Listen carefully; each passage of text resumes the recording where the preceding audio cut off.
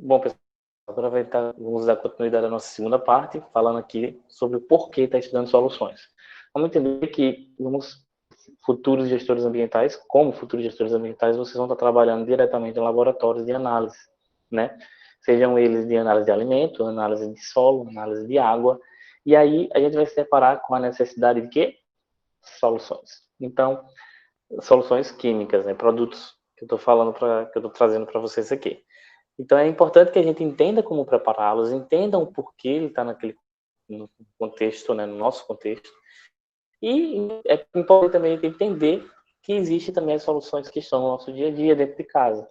Como exemplos aí, o alvejante, que a gente vai ter o hipoclorito de sódio, né, e o vinagre com o ácido acético. E aí, eu trago para vocês a questão aqui da concentração. Vamos entender um pouquinho do que são as concentrações das soluções e, como exemplo bem prático, né? Vamos pegar uma rua, essa rua, ela com um grande número de pessoas e vai entrando mais pessoas e mais pessoas e mais pessoas, vai ter um determinado momento que essa rua, ela não vai caber mais ninguém. E aí, o que a gente fala? Simples. Que essa rua, ela está saturada. Então, ela encheu.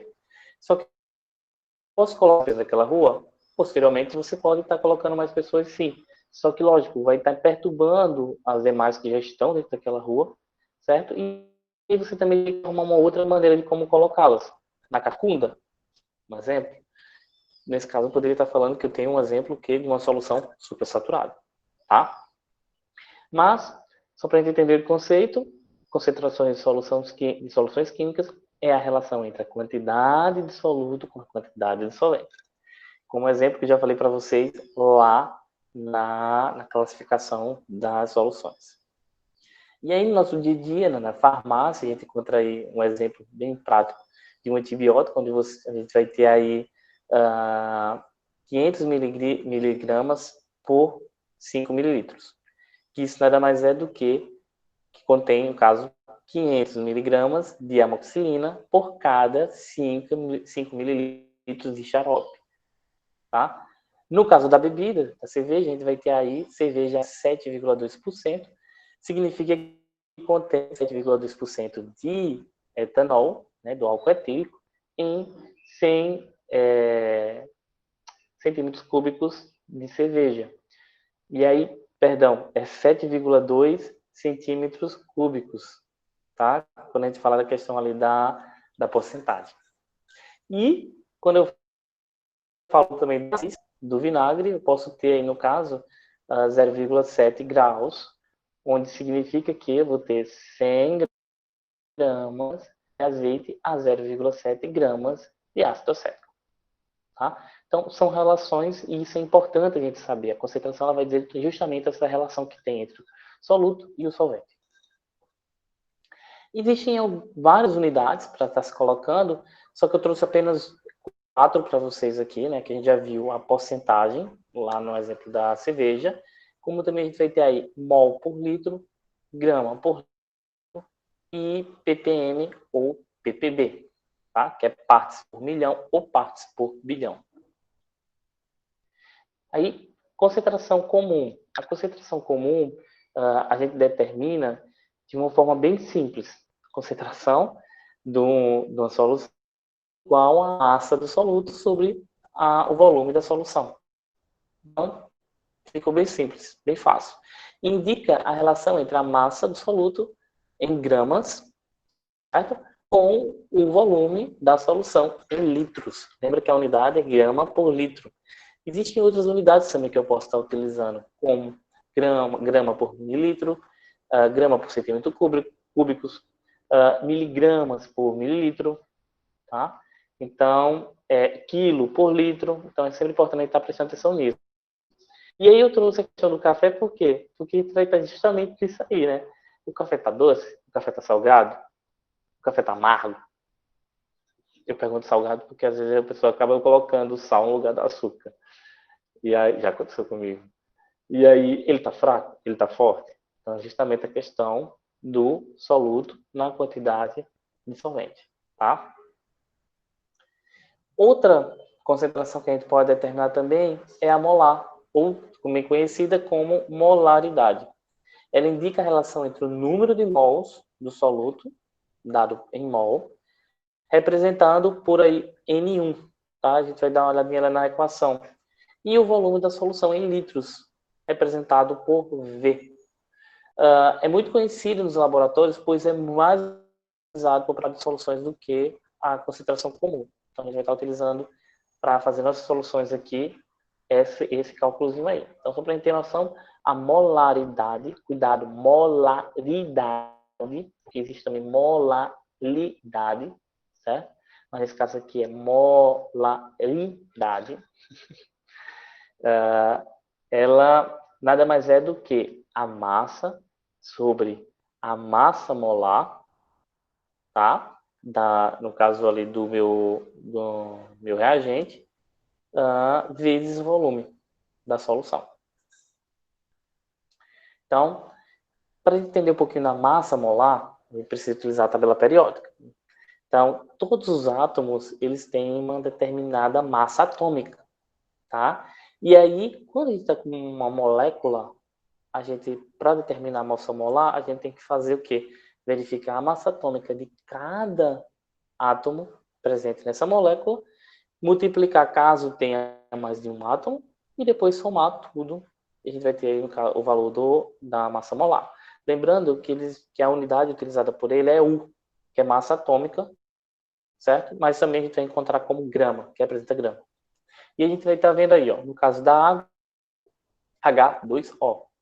Então, eu tenho hidrogênio, que a massa atômica do hidrogênio é 1, e eu multiplico por 2, que é justamente a quantidade de hidrogênio que eu vou ter nesse exemplo. Oxigênio, a massa atômica do oxigênio é 16, e aí eu multiplico por 1, porque só tem ele, não tem outro oxigênio, certo? Ou não preciso multiplicar por nada, fica só esse mesmo valor. Então, 2 vezes 1, 2, 2 mais 16, 18. Então, eu tenho 18 gramas, ou 18U, referente aí à massa molecular do meu exemplo, água, tá? O mesmo acontece para o gás carbônico, o mesmo acontece para o ácido sulfúrico e para o ácido clorídrico. É só vocês verem lá direitinho o número atômico de cada um, né? A massa atômica de cada um, perdão, e posteriormente fazer o cálculo. Então vamos entender como é que a gente vê isso na tabela periódica. Pegou a tabela periódica, dá uma olhadinha lá embaixo, normalmente eles colocam esse valor embaixo, tá? E aí você vai ter o peso atômico, também conhecido como massa atômica, que é justamente o valor que a gente vai estar utilizando para determinar a massa molecular, tá? Então, se liga também que existem vários tipos, então algumas tabelas vai estar trazendo outras informações. Para a gente ter noção, ela vai colocar sempre o número atômico, que não é isso que a gente precisa para fazer esse cálculo. Ele vai colocar o símbolo do elemento, ele vai colocar posteriormente o nome do elemento e o peso atômico. Algumas tabelas vai trazer exemplos também como a configuração eletrônica, traz também outras informações a respeito de distribuição, de características, mas o mais importante e o mais simplificado de tabela periódica é justamente a gente encontrar nesse tipo. Bom, e por que eu trouxe agora falar de números algarismos significativos? É bem simples. No nosso dia a dia, se depara muito com números, principalmente em laboratório, muito grandes. E a gente tem que estar sempre fazendo o arredondamento ou colocando a nota científica para poder estar diminuindo a quantidade de zeros presentes nesses números e assim também facilitar a compreensão. Mas como é que é feito o arredondamento? Bem simples. Normalmente a gente faz arredondamento sempre no final, a gente não deixa para fazer, não faz antes, a gente coloca para fazer no final. E aí o arredondamento é importante que seja feito para poder facilitar a leitura no final, né? Ou então até mostrar esse resultado em um laudo ou algo do tipo, para não ficar aquele monte de números. Tá? No arredondamento a gente tem que levar em consideração algumas coisas, tipo, se eu vou ficar com dois números significativos, como eu dizendo, dois algarismos após a vírgula, eu tenho que estar levando em consideração o último número. Então, tipo, se ele for maior que 5 e o que está posterior a ele também, eu vou arredondar para mais. Tá? Então, o que acontece? Eu vou estar colocando ali no caso do 58, que é 93,58746, para 93,59. Se no caso eu tiver um número abaixo de 5, meu segundo algarismo ali, né, que eu quero fazer, e aí, posteriormente, eu tenho um número também abaixo de 5, número 4, por exemplo, eu não vou estar arredondando para mais. Eu mantenho o número 3. Então, nesse caso bem simples. Ah, mas você fala assim, mas para se fosse 98, né? Se fosse 98, simplesmente eu ia manter também 98, porque o seguinte seria o 4, tá? Menor que 5. E existem alguns exemplos que a gente tem que levar em consideração do 4, do 5, quando a gente vai colocar ele para mais ou para menos. Porque se a gente tem, no caso, um número, vamos supor, 93, vou pegar o exemplo daqui de vocês, tá? Dá uma olhadinha no slide, ele vai ter 5,450. Então, eu vou querer só uma casa decimal após a vírgula. Então, nesse caso, eu tenho que prestar atenção que se o último algarismo a ser mantido for par, ele é inalterado. Tá? Então, no caso do 4, ele vai permanecer. Se for 0, também continua inalterado. Se o último algarismo a ser mantido for ímpar, ele é aumentado em uma casa. Então, no caso, vou ficar ali, 9,855. Eu quero só duas casas decimais aí, então eu fico com 9,86. Tá? Cuidado, preste bem atenção nisso aí. Certo? Lembrando, de novo, eu quero duas unidades, duas casas decimais após a vírgula. Então, eu tenho que prestar atenção sempre ao terceiro número. Ele é maior que 5, arredonda para mais. Ele é menor que 5, não arredondo. Eu mantenho só os dois números lá, certo? Se o número for 5, eu tenho que levar em consideração se o segundo, o antecessor ao 5, é par ou é ímpar. Certo? Espero que tenham compreendido isso. E aí a nota técnica, perdão, ela nada mais é do que a gente fazer aquelas potências de 10, certo? Uma potência de 10 positiva, uma potência de 10 negativa, justamente aquela questão da onde vai estar esses zeros. Se o número é lá no final, né, 0, aí 0, determinado número, a gente pode estar colocando a potência a partir dessa quantidade de números que vem depois da vírgula. 0, quantidade de números. Se o 0 vem depois dos números que a gente está utilizando, então a gente coloca essa potência positiva. Dá um exemplo disso aí. Tem aqui a massa do próton, que é 0,00024 vezes. E no final tem 16, 72, 52. Tá? O que é que eu vou fazer? Eu posso estar colocando aí, no caso, a potência de 10. Só que nesse caso, ela vai ser negativa porque os zeros vêm antes. Tá? Então, a quantidade de zeros até a vírgula são 24. Então, ficaria vezes 10 a menos 24. E no caso da circunferência da Terra, a gente vai ter zeros depois do número. Então, eu vou ter 40 milhões de metros, sendo esse 4 vezes 10 a sétima. 40 milhões de metros, que vai, no caso, dar 4 vezes 10 a sétima metros. Tá? Não é 10 a menos 7, é 10 a 7. Resumindo, a gente vai ter, no caso, o conceito comum e molário que a gente vai estar utilizando aqui nas nossas aulas, principalmente vai estar utilizando para a prática, certo? E para a gente perceber direitinho aqui, as unidades que eu coloquei aqui, que são as mais frequentes, mas como eu disse para vocês, tem outras, certo? Vamos lá, cálculos. Os cálculos são bem simples, eu trouxe algumas coisas do dia a dia e também trouxe a questão de como preparar. Então, vamos lá, questão.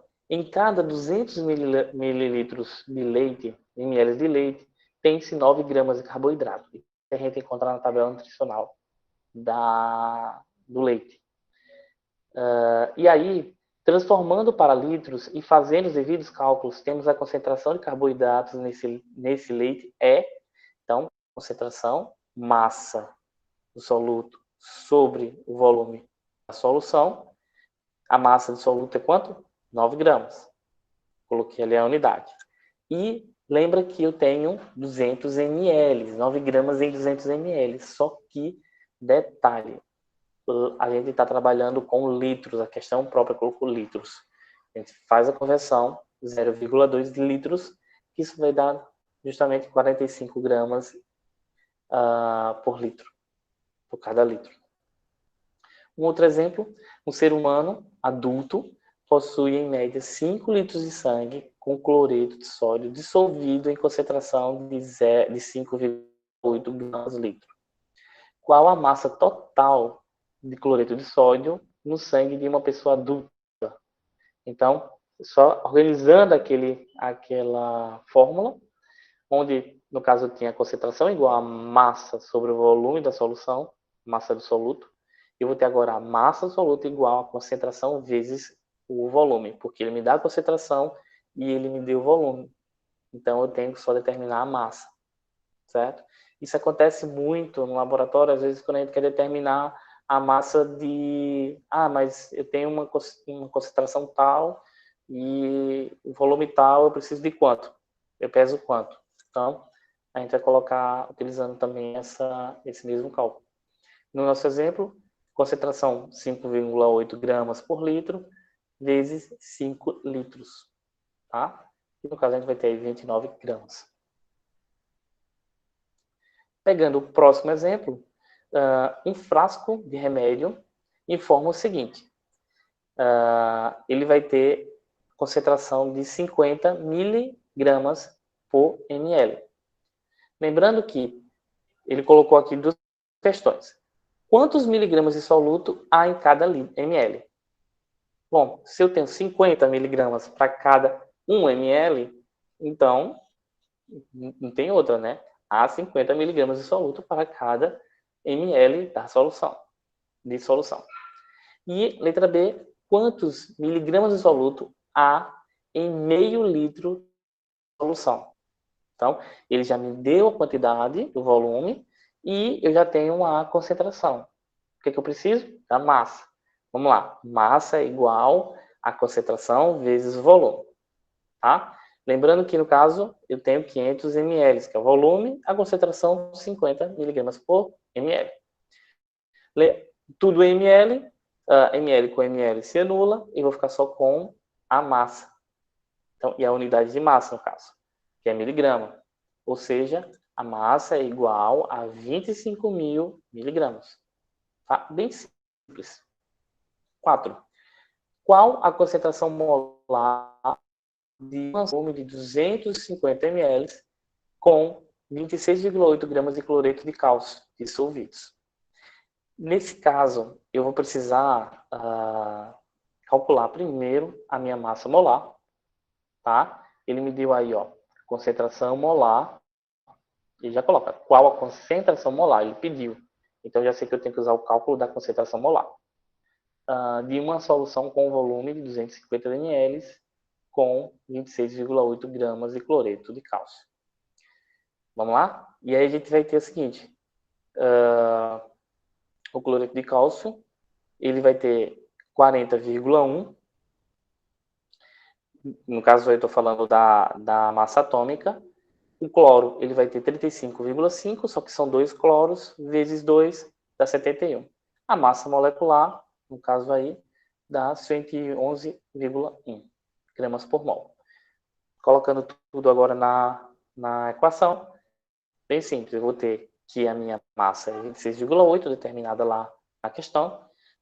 Minha massa molar, que eu já calculei, molecular, perdão, é 111,1 gramas mol. E o meu volume, 0,25 ml, ou 0,25 litros. Quem está trabalhando com ml passou para litros. Logo, eu vou ter aí 0,964 mols por litro. Tá? E aí, se fosse fazer, vamos supor, eu quero um número, eu quero arredondar isso aí para casas decimais após a vírgula. Seria quanto? 0,96. Lembra que 4 está abaixo de 5, então faz com que eu não altere. Se fosse um número maior que 5, alteraria para 97. E agora vamos à questão 5 aqui, outro exemplo.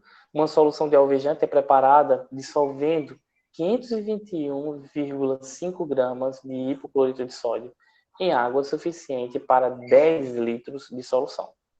E aí, a resposta ela vai ser dada em concentração, tá? Em mol por litro. E ela já deu também aqui o valor da massa molecular do nosso hipoclorito de sódio. Fica fácil. Então, vamos só pegar agora e colocar tudo na nossa equação, certo? Lembrando que eu tenho a quantidade da minha massa do soluto, então 521,5. Eu já tenho a minha massa molecular, 74,5, e eu tenho a quantidade em litro, 10 litros. Vai dar justamente 0,7 mol por litro de concentração. E agora, para preparação. Isso aqui vai ser a prévia da nossa ida ao laboratório. Por quê? A primeira coisa que a gente tem que fazer antes de ir para o laboratório é preparar o cálculo. Então, quando a gente fala de preparar cálculo, a gente já chega com tudo montado, saber o que é que vai fazer o passo a passo e saber também a quantidade de cada reagente para poder formar as soluções, preparar as soluções. Então, quantas gramas de hidróxido de sódio são necessários para preparar 100 ml da solução 1,6 molar dessa substância. Então, no caso, eu vou preparar uma solução 1,6 molar de 100 ml de hidróxido de sódio. Então, vamos lá. A gente vai fazer o quê? Eu já tenho dada a concentração e eu preciso da massa unicamente. Só eu. Justamente a mesma coisa. Eu tenho que reorganizar a minha equação, substituo todos os valores e posteriormente faço o cálculo. Vendo aí, eu vou ter que a massa ela vai ser igual à minha concentração vezes a minha massa molecular vezes o meu volume. Nesse caso, eu vou ter que pesar 6,4 gramas. Detalhe, eu posso encontrar a minha massa molecular no rótulo do meu reagente. Então, nem sempre a gente precisa estar correndo para a tabela periódica, certo? Isso, no nosso caso, aí, a gente está utilizando o nosso soluto sólido. E se o nosso soluto for líquido? Exemplo, eu trouxe aqui para vocês o ácido clorídrico. Quantos ml de ácido clorídrico são necessários para preparar 100 ml da solução a 1 molar dessa substância? Então, ele dá a densidade, a pureza e a massa molecular, tudo no rótulo. A gente precisa desses valores. Ou seja, pego a equação e eu vou ter a minha equação que eu tenho a massa molar é igual a concentração molar é igual à minha massa, né, a massa do soluto, sobre a massa molecular e o volume da concentração. E espero que vocês estejam entendendo. Se não estiver entendendo, volta um pouquinho o vídeo, vai seguindo direitinho, vendo passo a passo e vendo também a própria estrutura das equações, tá? De como decorreu essa equação, que você vai conseguir entender. Então, nesse caso, eu vou reestruturar a minha equação e ela vai ficar, lembra que eu quero dar massa, a quantidade que eu vou estar utilizando desse reagente para preparar a solução. Então, vai ser a massa igual a concentração vezes a massa molecular vezes o volume, a massa do meu soluto. A massa do meu soluto vai ser igual aí eu coloquei, substituir tudo aqui, 1, né, que a concentração é 1 molar, vezes 36,46, que foi dado da massa molecular, que foi dado no rótulo do meu reagente, vezes 0,1, que nada mais é do volume que eu vou preparar da minha solução, que é 0,1 litros. Lembra que 100 ml ali, a gente tem que converter para litros. Automaticamente, eu vou ter o quê? 3,646 gramas. Só que gramas, eu estou falando com líquido. Então, vamos trabalhar agora com a ideia de fazer essa conversão para líquido, né? Foi me dado a questão da densidade. Então, Se eu tenho 1,18 gramas por ml, que corresponde a 100%, né, no caso aí da minha pureza, quanto eu teria em gramas para 37,20%? Nesse caso, eu vou ter 0,43896 gramas. Para que eu preciso disso? Para fazer uma outra regra de 3, que eu possa estar utilizando o valor da massa, que eu encontrei inicialmente, e o valor aí da massa para a quantidade de pureza desse reagente. Então, vamos entender um pouquinho. Eu tenho um reagente, esse reagente ele não é 100%, ele não é puro, tá? Ele, no caso aí, é 37,2%.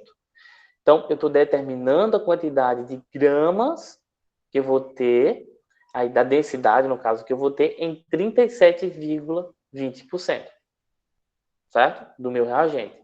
Então, fica bem simples, tá? A gente faz aquela regrinha de 3 básicas. Se 1,18 gramas está para 100%, quanto eu vou ter aí para 37,20%? Encontrou? Vamos lá para outro. Então, se em 1 ml da minha solução eu vou ter 0,40, no caso aí, 896 gramas, quantos ml eu vou ter aí que está medindo para poder preparar a solução com aquela determinada massa, né? A massa que a gente achou, de 3,646. Então, realizando o cálculo, eu vou ter que essa quantidade de ml, que eu vou chamar de Y no caso, vai ser 8,3 ml. Tá? É o volume necessário para fazer, aí no caso, a nossa solução. Uma solução que eu estou utilizando um soluto líquido. Tá? Lógico, se o soluto for sólido, é bem mais simples. Soluto líquido, a gente tem que fazer aí 2 regrinhas de 3. Ou até mesmo a gente pode estar utilizando o próprio cálculo da densidade para poder estar determinando isso. Tá? Lembrando que a densidade nada mais é do que massa sobre volume. E aí pode ser feito, fica bem simples. Mas, que a gente fez aí na regra de 3. Mas, normalmente, a gente segue essa estrutura, né, esse mecanismo para realizar os cálculos. Certo? Então, bom, aqui a gente dá outra pausa, porque a gente vai começar posteriormente a parte de laboratório, certo? Passo a passo. Então, se liga aí que a gente volta já já. É o tempo que você toma um pouquinho de água e dá uma descansada.